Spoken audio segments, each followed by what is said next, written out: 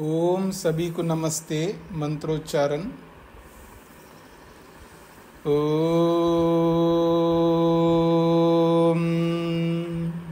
सहना भवतु सहनौ भुनक्तु सह वीर्यं करवावहै तेजस्विनावधीतमस्तु मा विद्विषावहै। ओम शांति शांति शांति।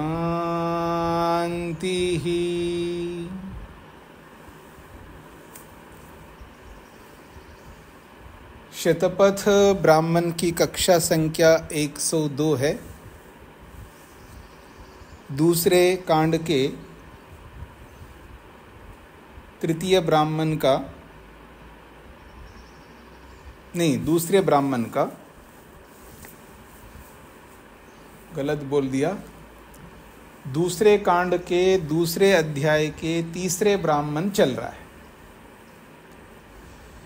और इस तीसरे ब्राह्मण में 15 खंड पूरे किए हमने। पिछले प्रसंग में वर्षा के अंतर्गत ही सारी ऋतुओं को बताया गया था। वर्षा में ही सारी ऋतुएं हैं। फिर उसके बाद ये भी बात कही थी कि आदित्य में ही सारे ऋतु हैं। आदित्य यानी सूर्य में ही सारी ऋतुएं हैं। ये भी एक बात कही थी। पीछे इसी पिछले प्रसंग में एक और बात कही है। ये जो मनुष्य है, पुरुष है, जब ये बहुत सारे पापों से युक्त होता है, ऐसे व्यक्ति को मध्याह्न में पुनराधान करना चाहिए। पुनराधान की ये प्रक्रिया चल रही है। मध्याह्न में इसलिए पुनराधान करना चाहिए क्योंकि मनुष्य की जो छाया है बहुत छोटी होती है मध्याह्न में। तो जब दोष जीवन में कम हो उसी समय उनको समाप्त करना चाहिए। यदि दोष बढ़ जाए तो उनको समाप्त करना बड़ा मुश्किल होता है। आपने सुना होगा कई बार व्यक्ति बोलता है, बस यही तो एक दोष है मेरे में, इसको भी तो रहने दो ना, अब इसको भी आप समाप्त करना चाहते हो क्या? ऐसा लोग कहते रहते। पति पत्नी को कहता है, पत्नी पति को कहती है, या आपस में जो भी लोग रहते हैं आपस में ऐसे अक्सर क्या करते हैं, यानी दोष को दोष ना मान करके उसको गुण मान लेता है व्यक्ति, आवश्यक मान लेता है। तो जो दोष को आवश्यक मान लेता है, दोष से जब प्रेम करता है तो उसके दोष इतने बढ़ जाते हैं धीरे धीरे धीरे धीरे कि उनको समाप्त करना बहुत मुश्किल होता है। पिछले प्रसंग में एक ये भी बात आई थी पंचकपाल पुरोडाश का निर्माण करने का, और पंचपदा पंक्ति छंद होता है, याज्ञान वाक्य उसके साथ जोड़ करके बोला है, और 5 ऋतुओं को लेकर के भी बोला है कि 5 ऋतुएं जो है वो विराजमान है या अग्नि 5 ऋतुओं में प्रविष्ट हो जाती है। उसी प्रक्रिया को आगे बढ़ाया जा रहा है यहाँ पर 16वें खंड में। पृष्ठ संख्या है 428। तेन उपांशु चरन्ति यद्वै जातये वा सख्ये वा निष्केवल्यं चिकीर्षति तिर इव तेन वो भवत् वैश्वदेवो अन्यो यज्ञो अथ एषा निष्केवल्य आग्नेयो यद्वै तिर इव तदुपांशु तस्माद् उपांशु चरन्ति। ये जो पंचकपाल पुरोडाश याग होता है, ये तब तक करते हैं जब तक अनुयाज प्राप्त ना हो। तो यानी अनुयाज तक उपांशु याग करना होता है। इसलिए तेन उपांशु चरंती ये कहा जा रहा है। इसलिए उपांशु का मतलब है बिना उच्चारण के ओठों को हिलाते हुए वो यज्ञ करते हैं। ये विशेष रूप से अग्नि के लिए करते हैं। केवल अग्नि ही प्रमुख जब होता है तब उस अग्नि देवता को ध्यान में रख करके उपांशु करते हैं। ये उपांशु क्यों करना चाहिए, अग्नि इतना मुख्य क्यों है, उसके लिए एक उदाहरण से समझाने का प्रयत्न कर रहे हैं। यद्वै जातये वा सख्ये वा निष्केवल्यम चिकीर्षति तीर इव तेन भो भवत। कहते हैं जब हमारे घरों में जब कोई विशेष व्यक्ति आता हो, जातये अपने जाति के कोई व्यक्ति, संबंधी ऐसा कोई दामाद, इस तरह का कोई व्यक्ति आता है, अथवा ये भी कह सकते हैं जो सख्य कोई अपना मित्र आता है, तो ऐसे व्यक्ति के लिए हम विशेष प्रबंध करते हैं।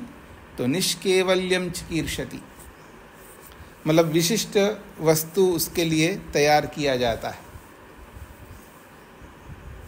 उसके लिए विशिष्ट वस्तु की तैयार करने की इच्छा रखता है यजमान घर का। क्यों इस तरह किया जाता है?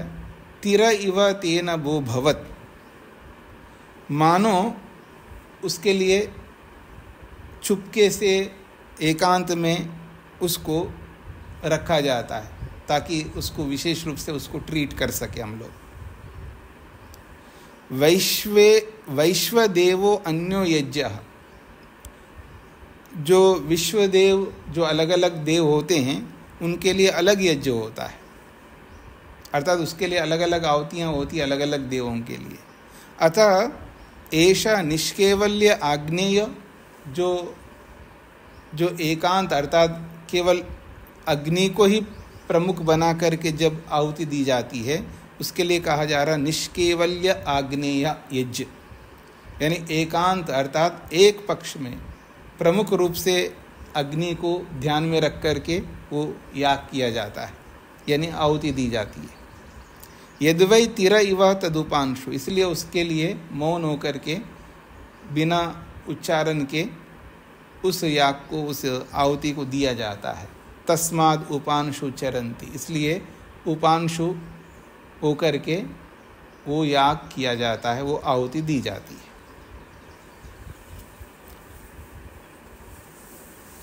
हाँ जी, आगे बढ़ रहा हूँ जी मैं।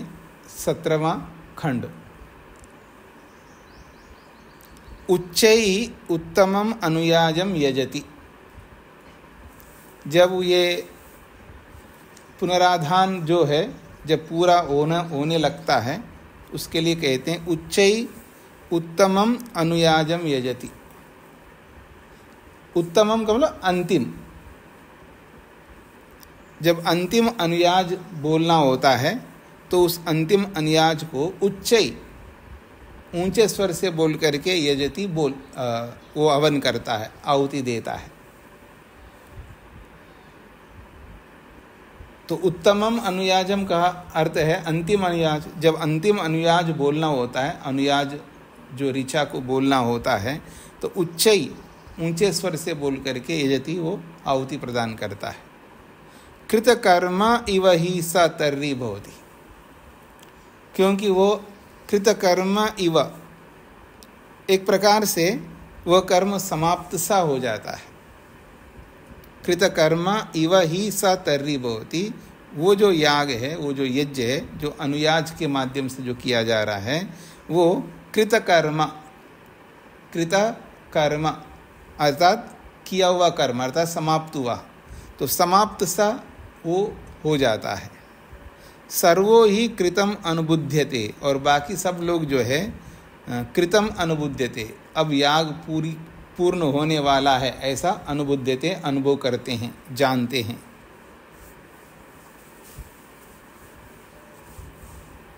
आगे बढ़ रहा हूं जी।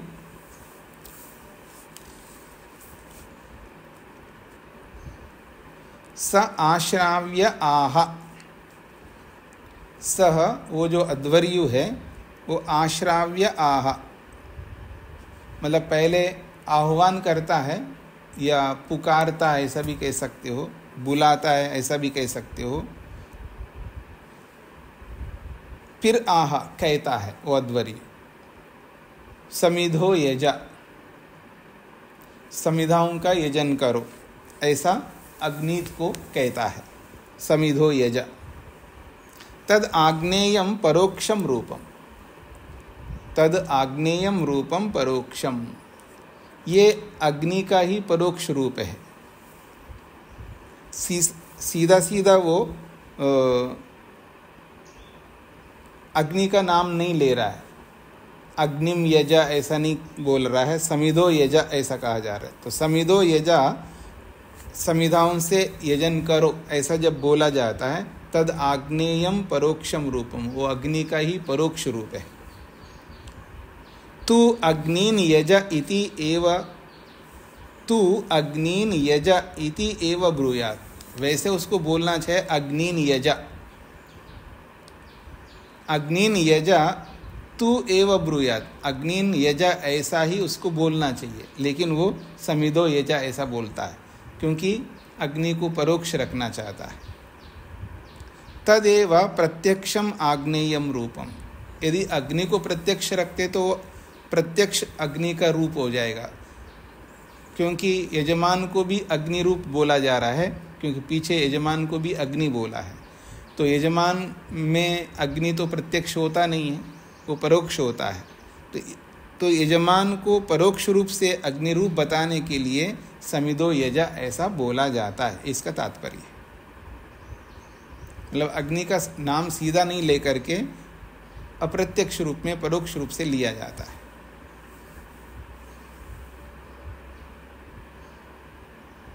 19वां खंड है, स यजति, वह यजन करता है। अग्ने आज्यस्य व्यन्तु वौझक, अग्निम आज्यस्य वेतु ओजग, अग्निना आज्यस्य व्यन्तु ओजग, अग्नि आज्यस्य वेतु ओजग इति। ये सब मंत्र है, इन मंत्रों से वो आहुति प्रदान करता है। तो स यजति, वो यजन करता है, मंत्र बोल करके यजन करता है। तो कहते हैं अग्ने अग्ना आज्यस्य व्यन्तु ओजग, वैसे तो अग्ने है, वो संधि के कारण से अग्ना दिखाई दे रहा है। तो अग्ना आज्यस्य व्यन्तु ओजग, हे अग्निदेव संबोधन में है। आज्यस्य व्यन्तु ओजग, यानी यज्ञीय जो आज्य है, घृत है, उसको तुम व्यन्तु स्वीकार करो। और वो भी कैसे स्वीकार करो? ओझग, ओझग ये जो है एक प्रकार से प्रफुल्लित रूप में इस घी को स्वीकार करो। जैसे अग्नि में अच्छा घी डालता है तो अग्नि में एक आवाज़ आती है, चट चट चट, इस तरह कुछ अलग से आवाज़ आती है, उसको ओझग शब्द से संबोधित किया जा रहा है। यानी जब हम आहुति आपको देंगे तो आप प्रसन्नता पूर्वक हमारी आहुति को ग्रहण करोगे, इसलिए कहा जा रहा अग्न आज्यस्य व्यन्तु ओझग। व्यन्तु का अर्थ है स्वीकार करो, और ओझग आनंद से हमारी इस आज्य को, घी को, ए अग्नि तुम स्वीकार करो, इसका ये तात्पर्य है। अग्निम आज्यस्य वेतु ओझग, अग्ना जो शब्द, अग्नि जो है ये संबोधन में है, फिर यहाँ पर कहा अग्निम आज्यस्य वेतु ओझग। यहाँ पर द्विवचन में दिया जा रहा है अग्निम, द्वितीय विभक्ति के एक वचन। घृत की जो अग्नि है, आज्यस्य अग्निम वेतु ओझग, यानी यहाँ पर बोला जा जो घी अग्नि को दिया जा रहा है, आज्यस्य जो घी अग्नि को दिया जा रहा है, ये जो घी है जिस अग्नि को दिया जा रहा है, वो अग्नि इस घृत को स्वीकार करे और आनंद से स्वीकार करे, ओझग प्रसन्नता से स्वीकार करे। तीसरी विभक्ति में बोला जा रहा है अग्निना आज्यस्य वेन्तु ओजक, ये तृतीय विभक्ति है। अग्निना, अग्निना आज्यस्य वेन्तु ओजक, मतलब संस्कृत अग्नि के द्वारा। ये अग्नि साधारण अग्नि नहीं है ना, ये तो अग्न्याधान करके स्थापित किया हुआ अग्नि है, तो ये संस्कृत अग्नि है। तो संस्कृत अग्नि के द्वारा ये जो घृत है इसको, यानी संस्कृत अग्नि इस घृत को आनंद पूर्वक वेन्तु स्वीकार करे।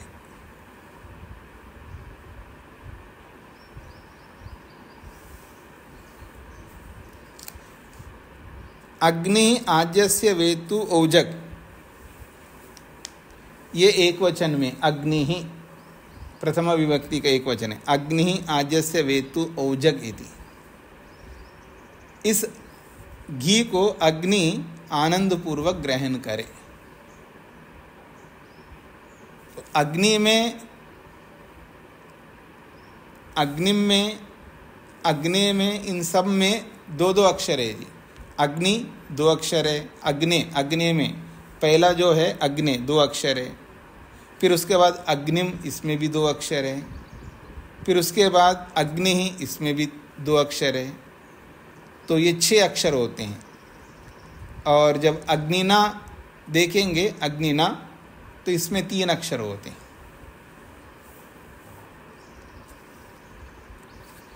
तो अग्ने, अग्निम, अग्नि ही, इन सब में दो दो अक्षर है। केवल अग्निना में 3 अक्षर है।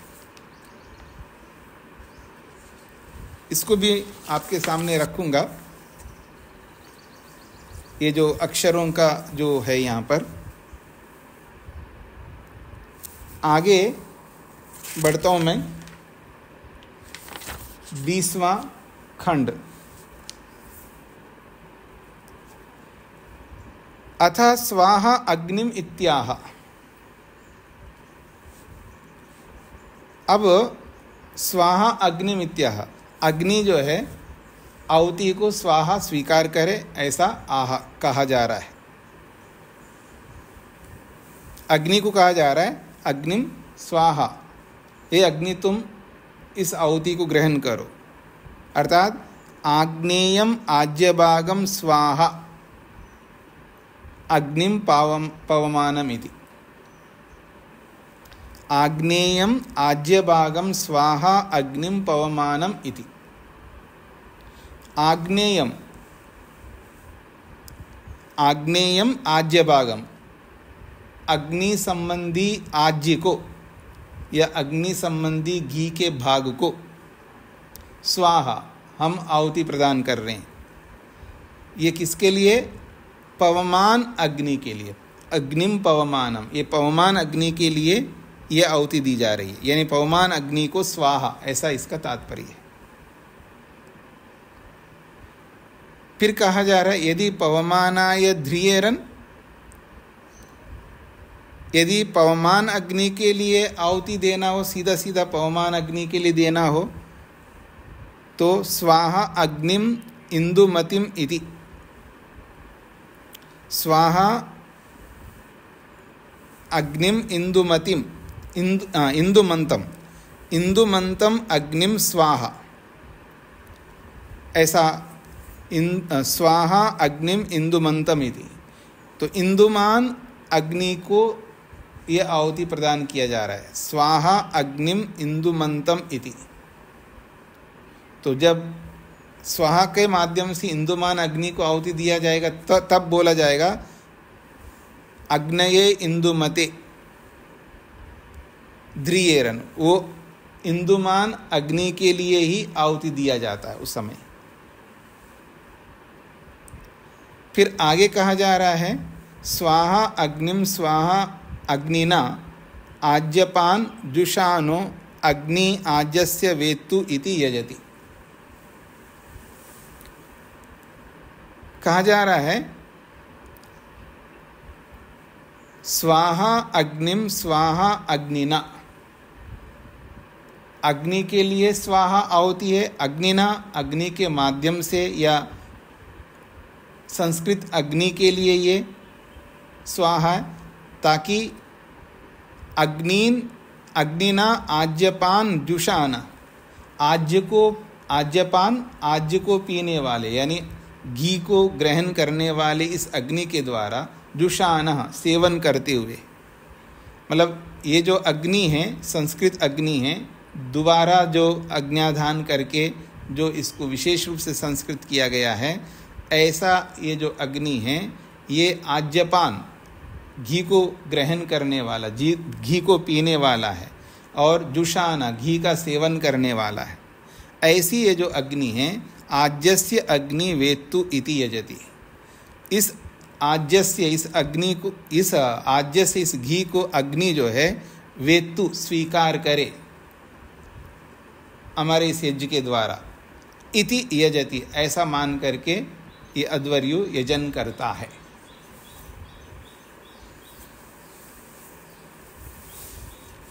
हाँ जी, आगे बढ़ रहा हूँ जी मैं। वेद प्रिया जी। स्वामी जी, इसमें इंदुमान अग्नि किसको कहा है? इसमें पवमान अग्नि तो पृथ्वी संबंधी है, फिर बताया स्वाहा से इंदुमान अग्नि के लिए आहुति देता है। हाँ जी, वैसे इंदुमान अग्नि चंद्रमा वाली, जो चंद्रमा वाला अग्नि है उसको भी इंदु कहते हैं ना, इंदु चंद्रमा को भी कहते हैं, तो चंद्रमा संबंधी अग्नि के लिए, यानी थोड़ा कम प्रकाश होता है ना, कम अग्नि होती है उसकी, तो इंदुमते अग्नेय का मतलब है जो शीतल, यानी ऐसा भी कह सकते कम प्रकाश वाली अग्नि के लिए, ऐसा आप कह सकते हैं। तो स्वामी जी ये तो अलग अलग माने जाएंगे, जैसे पृथ्वी संबंधी अग्नि लेकिन जो कम प्रकाश वाली है उसके लिए आहुति देता है, ऐसे समझेंगे? हाँ, मतलब पृथ्वी जैसे पीछे बताया था, पृथ्वी की अग्नि को अलग बताया था, अंतरिक्ष वाली अग्नि को अलग बताया था जो बिजली में रहती है, और सूर्य वाली अग्नि को अलग बताया था, तो चंद्रमा वाली अग्नि को भी हम ले सकते। इंदुमंतम अग्निम जो है ये चंद्रमा वाली अग्नि को ही लेना चाहिए, ऐसा भी लग रहा है मेरे को जी। आगे बढ़ता हूं जी मैं।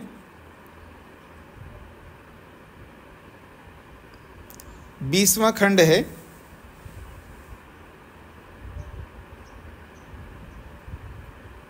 हाँ 20वां खंड तो हो गया हमारा। 21वां खंड,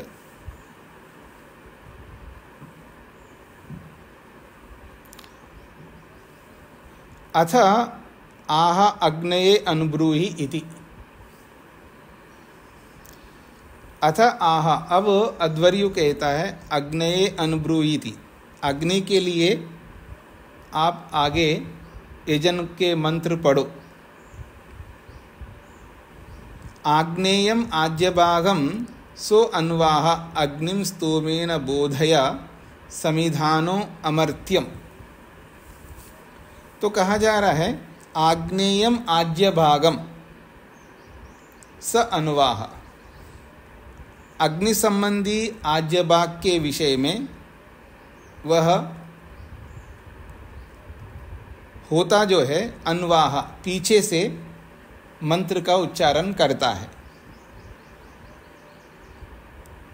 अग्निम स्तोमेन बोधया, अग्निम स्तोमेन बोधया, अग्निदेव को जो है स्तुति के द्वारा, अग्निदेव जो है उस अग्निदेव को स्तोमेन, स्तोम के द्वारा यानी स्तुति के द्वारा, बोधया उसको जगा दो। समिधानो अमर्त्यम, समिधाना का मतलब है प्रज्वलित होते हुए। अमर्त्यम, अमरत्व को देने वाला है। अमरत्व को देने वाला का मतलब है न बुझने वाली अग्नि, न बुझने वाली अग्नि को आप जगा दो, ऐसी अग्नि हो जाए जो अमर्त्यम मतलब शीघ्र बुझने वाली ना हो।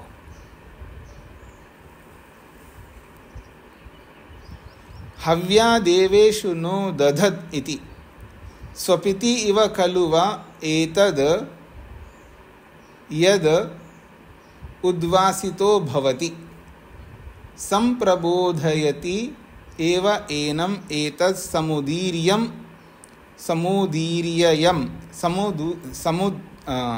ये है समुदीर्ययति जुषानो अग्नि आज्यस्य वेत्तु इति यजति। लंबा वाक्य है। हव्या देवेषु नो दधत इति। कहते हैं हव्या जो हवि है, जो भी उस अग्निदेव के लिए हवि दी जाती है, तो जो भी हव्या हवियों को देवेषु देवों के लिए नो दधत हमारी इन हवियों को न हमारी इन हवियों को दधत धारण करे। मतलब ये जो अग्नि है, हम जो भी हवि दे रहे हैं इस हवि को धारण करें, या यूँ कहिए उसको ले जाएं, आगे अन्य देवताओं तक पहुँचाए। इति स्वपिति इव खलुवा। एक प्रकार से स्वपिति इव सोया हुआ सा है वो।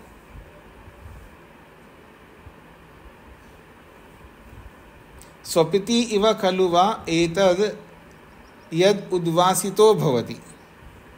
एक प्रकार से सोता हुआ सा ये है, इसलिए एतद् यद उद्वासिता निकला हुआ सा है। उद्वासिता निकला हुआ सा भवति होता है। अर्थात एक प्रकार से इसको अग्नि को जब बोधया जो बोला है, प्रज्वलित करते हुए इसको अग्नि को जगा दो, तो जगा दो तब बोला जाता है जब वो सोता हुआ सा अग्नि हो। उसी बात को यहाँ पर बोला जा रहा है कि हव्या देवेषु नो दधद, हमारी इन हवियों को, हव्या नह हमारी इन हवियों को देवेषु देवों के लिए दधत धारण कराओ। ये तभी बोला जा रहा है स्वपिति इव खलुवा एतद् उद्वासितो भवति। स्वपिति इव खलु, ये मानो सोया हुआ सा अग्नि है, इसलिए उसको बोधया जगाया गया है। और जब जगाया जाता है उद्वासितो भवति, फिर वहाँ से वो चलने लगता है, अर्थात बढ़ने लगता है। फिर कहा है संप्रबोधयति एव। एक प्रकार से संप्रबोधयति, उस अग्नि को प्रबुद्ध करता है। ये जो स्तुति के द्वारा होता जो है, उस अग्नि को एक प्रकार से प्रबुद्ध करता है, प्रखर करता है, एकदम नया ताजगी से युक्त करता है। तो संप्रबोधयति एव एनम एतत् समुदीर्यति, उसको प्रबुद्ध ही करता है और समुदीर्यति उत्तेजित भी करता है, अर्थात प्रखर भी बनाता है। समुदीर्यति का मतलब है उत्तेजित करना, अर्थात प्रखर करना है। और आहुति का सेवन कराता हुआ, जुषानः अग्नि आज्यस्य, इस अग्नि को घृत के द्वारा जुषाना सेवन कराता हुआ उस अग्नि को कहता है वेत्तु, ये इस आहुति को, इस आज्य को, घी को धारण करो। ऐसा उसको प्रबुद्ध करता हुआ, उसको जगाता हुआ, उसको प्रखर करता हुआ, वो जो होता और अध्वरी के द्वारा उसको आगे बढ़ाता हुआ यजति, यजन करता है, आहुति प्रदान करता है। एक ओर से होता उसको जगा रहा है, उसको प्रबुद्ध कर रहा है और उसको तीक्ष्ण कर रहा है, और दूसरी ओर से ये आहुति प्रदान करते हुए उनको प्रसन्न करता है अध्वरी। ये इसका तात्पर्य है।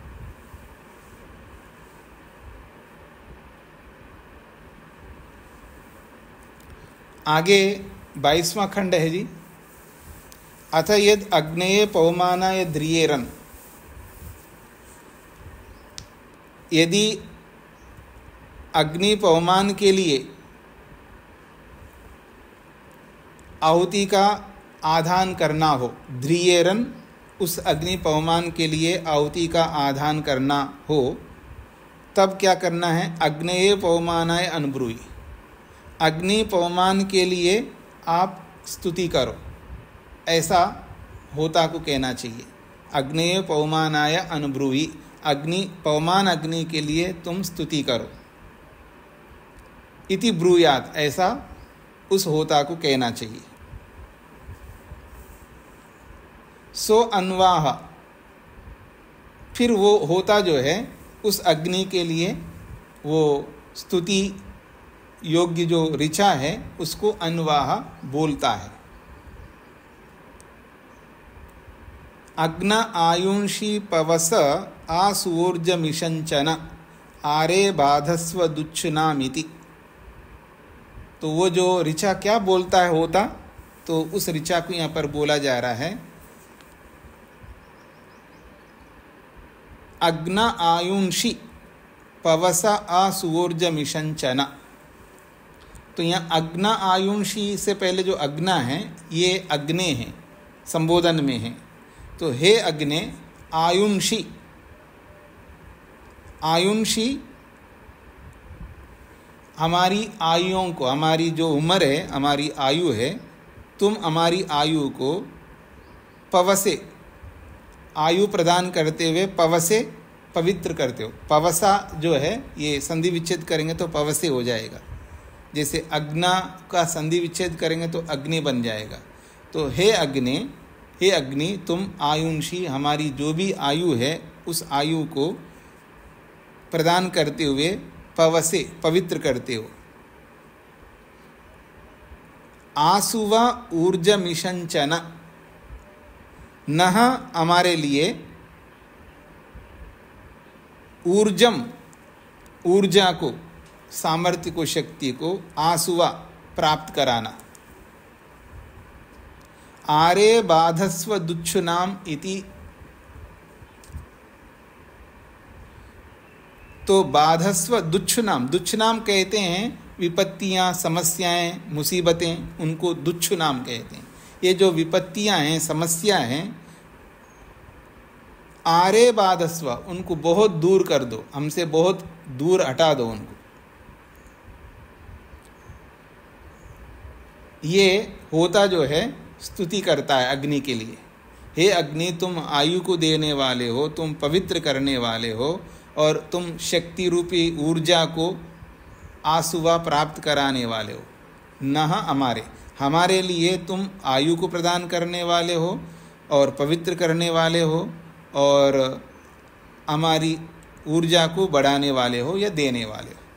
और जो भी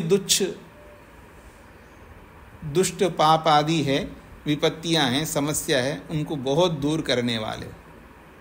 तथा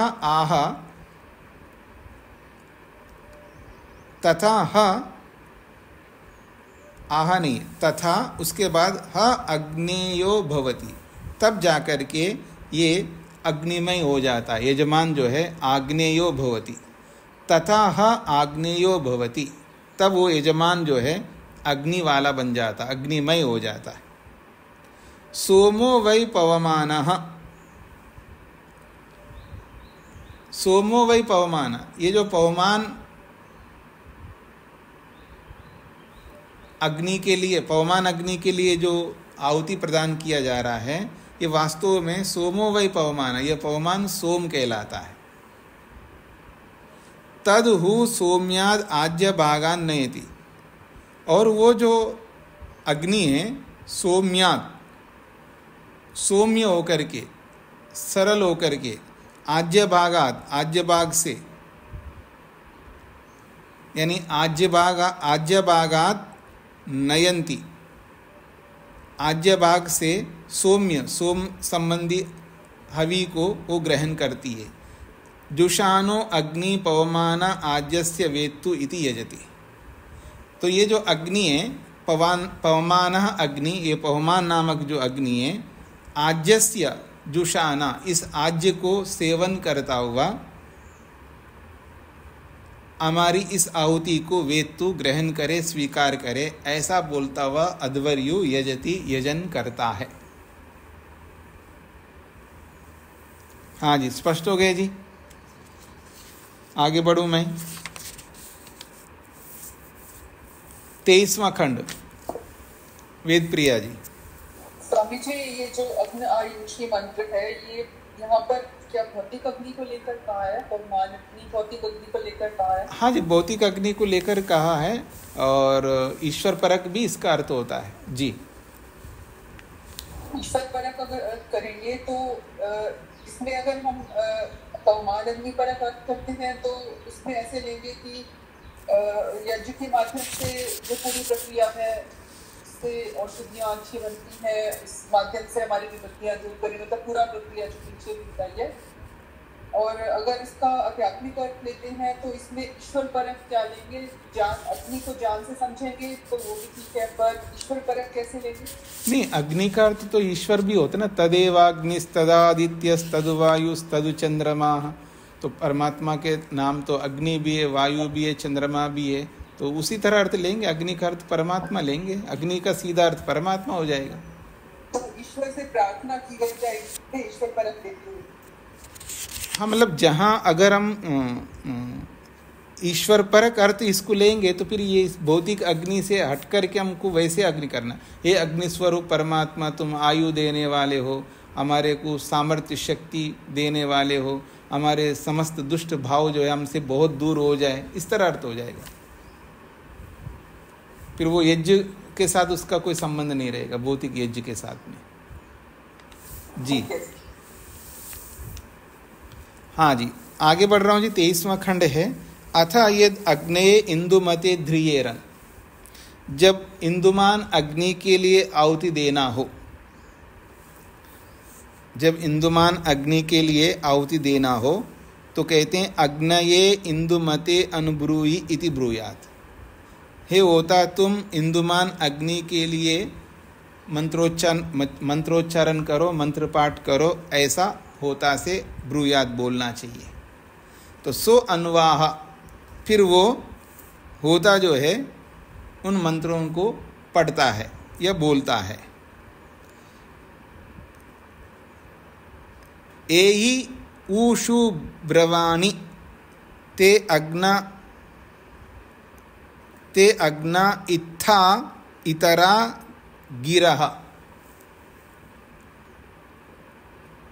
तो एई का मतलब अग्नि के लिए बुलाता है, मतलब अग्नि को बुलाता है एक प्रकार से। जब होता अग्नि को बुलाता है तो एई ऐसा बोलता है। एई का मतलब है ए अग्नि तुम आओ।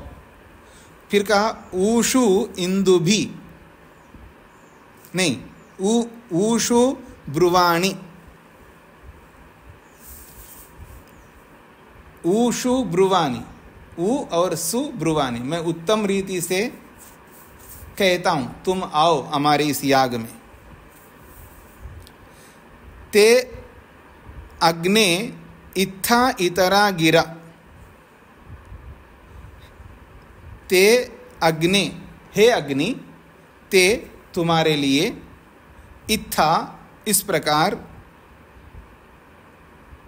इतरा गिरा बाकी जो प्रार्थना है, अन्य प्रार्थना है, उन अन्य प्रार्थनाओं से तुमको हम बुला रहे हैं, यानी दूसरी प्रार्थनाओं से आपको बुला रहे हैं। ए भी वर्धासा इंदु भी, और जो अन्य प्रार्थना है आपके लिए जो हम कर रहे हैं, ए भी उन प्रार्थनाओं से, वर्धा से तुम बढ़ते हो।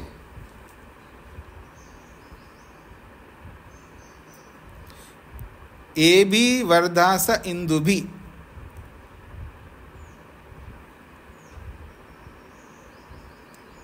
तो ए भी वर्धास इंदु भी, तो इंदुमान जो अग्नि है वो इन अलग आहुतियों से तुम वर्धासा बढ़ते हो। तथा हा अग्नेयो भवति, ऐसा कर लेने पर ही वो अग्नि से युक्त हो जाता है, अर्थात यजमान जो है वो अग्निमय हो जाता है। अब यहाँ इंदु कौन है, तो कहा सोमो व इंदु। यहाँ इंदु वास्तव में सोम है, सोमरस है। तदहु सौम्याद आज्य भागान नयंती, उस सौम्य आज्य भागों से वो अग्नि रूपी जो इंदु है वो आगे बढ़ता है। अग्नि इंदुमान आज्यस्य जुषाना वेत्तु, इस आज्य को, इंदुमान हे अग्नि, तुम इस आज्य रूपी आहुतियों को जुषाना, सेवन करता हुआ, वेत्तु, इसको ग्रहण करना, अपनाना है, ऐसा बोलता हुआ वो अध्वर्यु यजति, यजन करता है। एवं उ सर्वम आग्नेयम करोति, इस प्रकार सब कुछ अग्निमय कर देता है। वो यजमान जो है, मतलब अध्वर्यु जो है, सब कुछ यानी अग्नि से, अग्नि को सब कुछ अग्निमय बनाता है, मतलब सारी आहुतियों को अग्नि को सुपुर्द करता है और यजमान को भी अग्निमय बना देता है, ज्ञानवान बना देता है। ये इसका तात्पर्य है।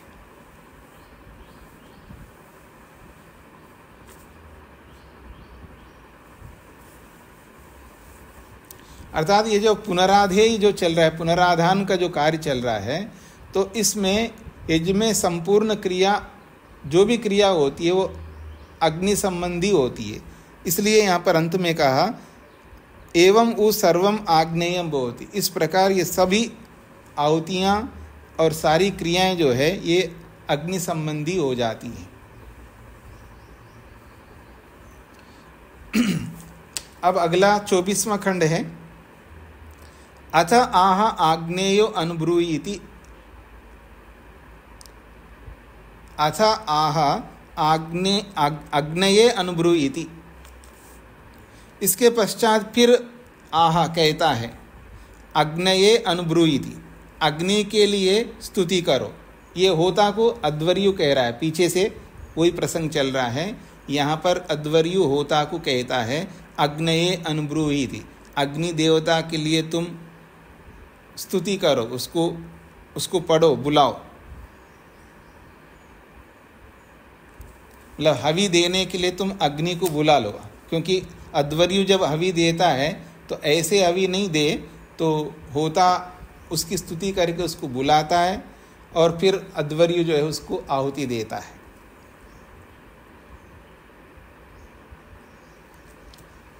अग्निम यजा अग्नये स्विष्टकृते अनुभ्रूहि, अविशा अग्निम यजा, इन अवियों के लिए कहा जा रहा है अग्निम यजा, अग्नि का यजन करो। अग्नये स्विष्टकृते अनुभ्रूहि, अग्नि सृष्टकृत के लिए तुम प्रार्थना करो, सृष्टकृत अग्नि के लिए भी तुम हे होता प्रार्थना करो, स्तुति करो। इसलिए अग्निम सृष्टकृतम यजा, अग्नि रूपी सृष्टकृत के लिए तुम यजा, यजन करो। इति अथा यद देवान यजा इति अग्नीन यजा इत्येव एतद आहा। अंत में कहा जा रहा है अथा, बाद में, देवान यजा, देवों के लिए यजन करो, देवान यजा इति अग्निन यजा। तो देवान यजा एक प्रकार से वो अग्नियों के लिए बोला जा रहा है, अग्निन यजा इत्येव एतदाह। तो देवान यजा, देवों के लिए यजन करो, ये जो कथन किया गया है, इस कथन से ये पता लगता है अग्निन यजा इत्येव एतदाह, वो ये कहना चाहते हैं कि अग्नियों का यजन करो, अर्थात अग्नियों को आहुति प्रदान करो, अग्नियों को प्रीति से युक्त कर दो, ये इसका तात्पर्य है। आगे बढ़ रहा हूँ जी मैं। 25वां खंड है। स यजति, फिर वो अध्वर्यु यजन करता है। अग्नेर वसुवने वसुदेयस्य वेत्तु औजक, हे अग्ने, अग्ने, नहीं ये संबोधन नहीं है। अग्ने है वसुवने वसुदेयस्य वेत्तु औजक, अग्ने, अग्नि की, वसुवने, अग्नि की बढ़ोतरी के लिए, अग्नि की वृद्धि के लिए, वसुदेयस्य, वसुधा को, वेत्तु ग्रहण करे, औजक आस्वादन के साथ, आनंद के साथ, अग्नि की वृद्धि के लिए। अग्ने वसुवने, वसुवन का अर्थ यहाँ वृद्धि अर्थ ले रहे हैं। अग्ने वसुवने, अग्नि की वृद्धि के लिए, अग्नि की बढ़ोतरी के लिए, वसुदेयस्य वेत्तु, इस वसुधा का ग्रहण करे और आनंद से ग्रहण करे, ओजक आनंद से ग्रहण करे। अग्ना उ वसुवने वसुदेयस्य वेत्तु, अग्ना ये सप्तमी विभक्ति का है, लेकिन अग्ना संधि कारण से हो रहा है, तो अग्नौ हु वसुवने वसुदेयस्य वेत्तु।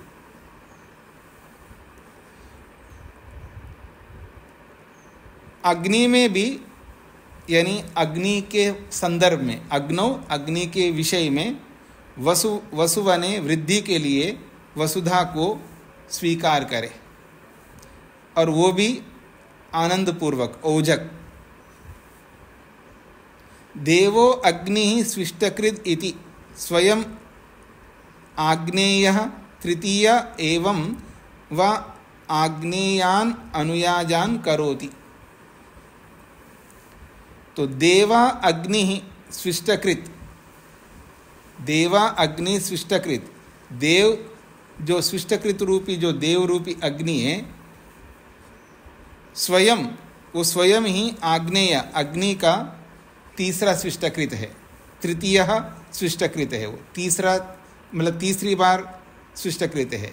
एवं वह अग्नेयान अनुयाजान करोति, इस प्रकार वो अग्नियुक्त अनुयाजों को करता है, 3 बार करता है, इसलिए तृतीय स्विष्टकृत कहा है।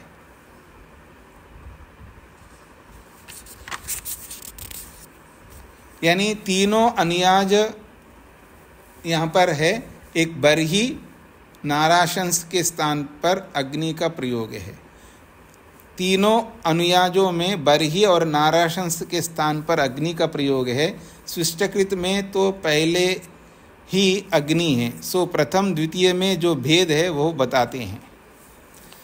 मतलब इसके भाव के रूप में उन्होंने लिखा है भाष्यकार ने, 3 अनुयाजों में बरही और नाराशंस के स्थान पर अग्नि का प्रयोग है, बरही और नाराशंस। स्विष्टकृत में तो पहले ही अग्नि है, सो प्रथम द्वितीय में जो भेद है वो बताते हैं। प्रथम अनुयाज में देवा बर्हिर वसु वने वसुदेयस्य वेत्तु वौषट के स्थान पर अग्ने वसुवने वसुदेयस्य वेत्तु ओजक ऐसा कहा गया है, ये भेद बता रहे हैं। और दूसरे में देवो नाराशंसो वसुवने वसुदेयस्य वेत्तु वौषट के स्थान में अग्ना वसुवने वसुदेयस्य वेत्तु ओजक कहा गया है। और तीसरा जो है स्विष्टकृत तो पहले से ही आग्नेयी है, तो उसका नाम ही है अग्नि स्विष्टकृत। इस प्रकार अनुयाज भी आग्नेयी किए जाते हैं। ऐसे 3 भेद बताए यहाँ पर, इसलिए तृतीय स्विष्टकृत शब्द से यहाँ पर बोला है। इसका पूरा विवरण तो मेरे को स्पष्ट नहीं हुआ है, लेकिन 3 बार करके यहाँ पर बोला है, इतना ही मैं कह सकता हूँ। 26वां खंड है, पीछे 2 अक्षरों का अग्ने, अग्निम, अग्नि ही ऐसे जो विभक्तियां डाली गई थी उसको लेकर के यहाँ पर बोला जा रहा है। 6ठे खंड में तावा एता षड विभक्तिर यजति, वे ये जो अग्नि शब्द में जो विभक्ति है ना, ता वा एता विभक्ति, वो ये जो विभक्तियां हैं जो अग्नि के साथ जो लगाई गई है, षड विभक्तिर यजति, 6 विभक्तियों से युक्त होकर के वो यजन करता है। चतस्र प्रयाजेषु 2 अनुयाजेषु, 4 विभक्तियों वाला जो अग्नि है वो तो प्रयाजों में प्रयोग किया जाता है और 2 अनुयाजों में प्रयोग किया जाता है।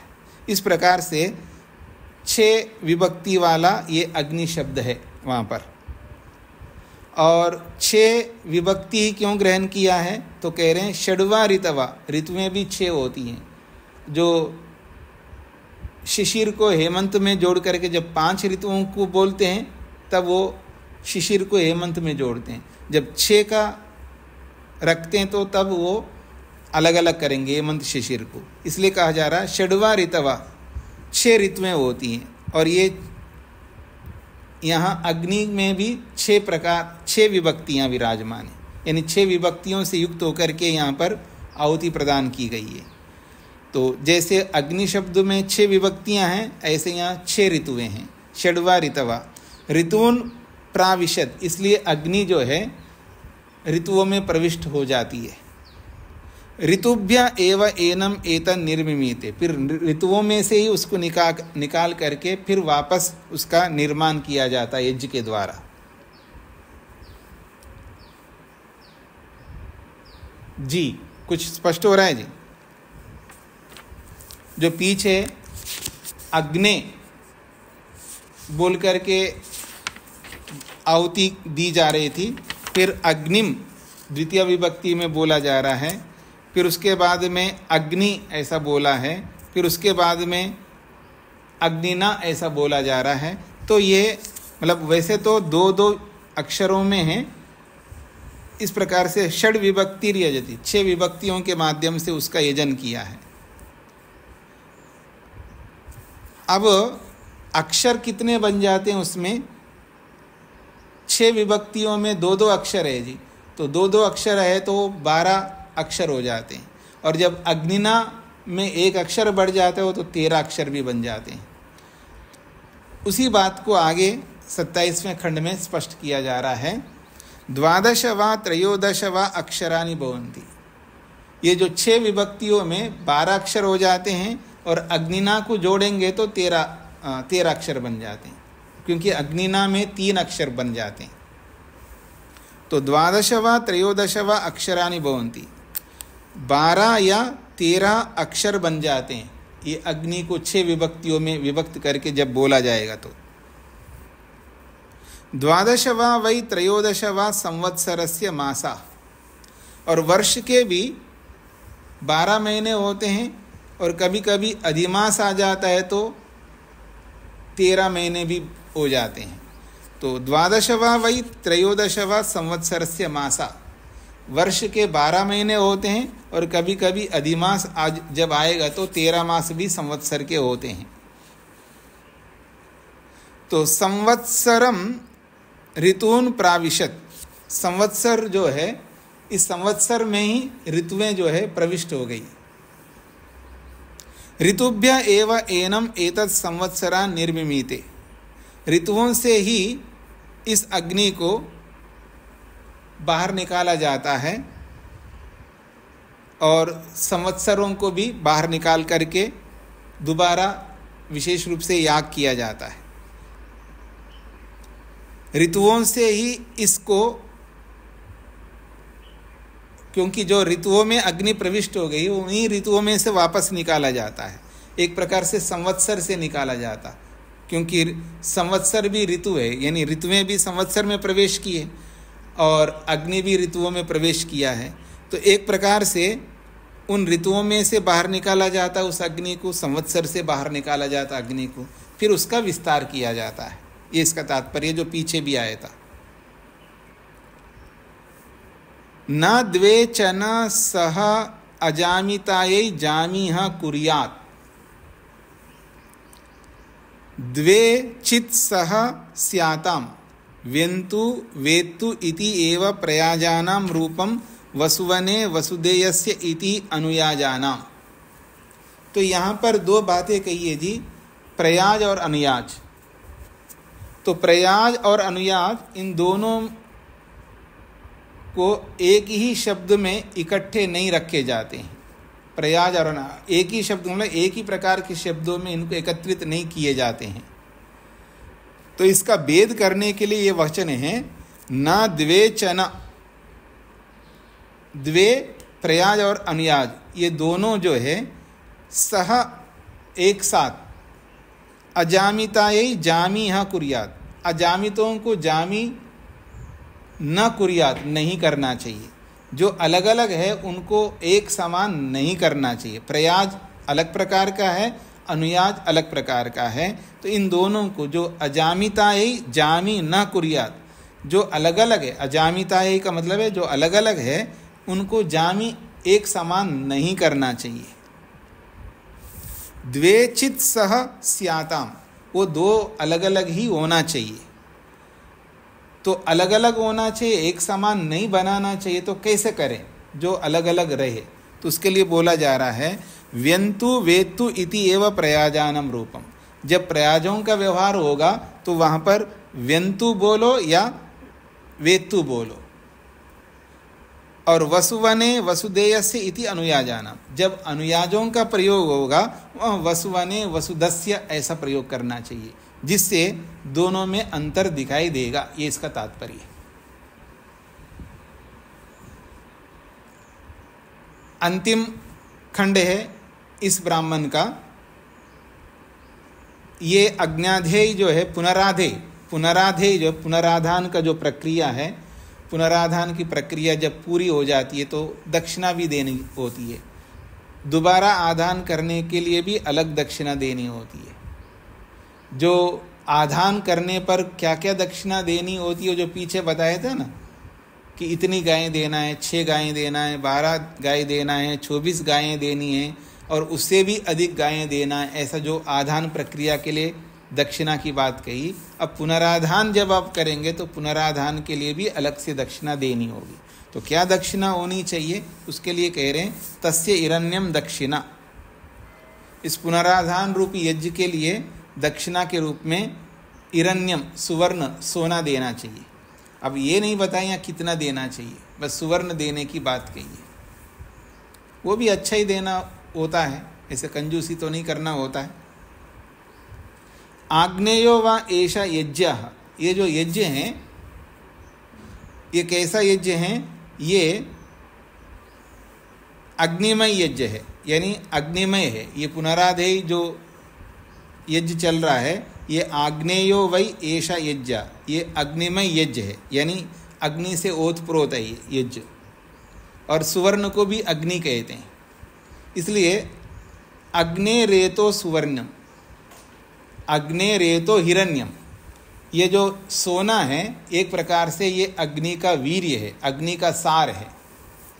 अग्ने रेतो हिरण्यम, ये जो सुवर्ण है ये अग्नि का वीर्य है, एक प्रकार से अग्नि का अंतिम भाग है। तस्मात् हिरण्यम दक्षिणा, इसलिए सोने को दक्षिणा के रूप में देना चाहिए।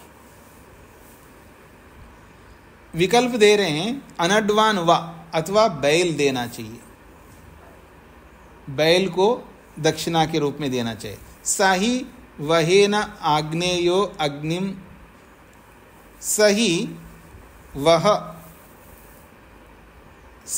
वहेन आग्नेयो अग्निदग्धम इव ही अस्य वहम भवति, ऐसा है। कहते हैं स ही वहेन आग्नेयः अग्निदग्धम इव ही अस्य भवति। कहते हैं वह का मतलब वो जो बैल होता है उस बैल के लिए बोला जा रहा है। सह वहेन आग्नेय, वो कंधे से अग्निमय होता है, क्योंकि उसका जो कंधा होता है वो जला हुआ सा होता है। बार बार जुआ उसके ऊपर रखते हैं तो वो जल जाता है, तो जला हुआ सा होता है। उसके लिए बोला जा रहा है सह वहेन आग्नेय, वो कंधे से अग्निमय होता है। क्यों कंधे से अग्निमय होता है?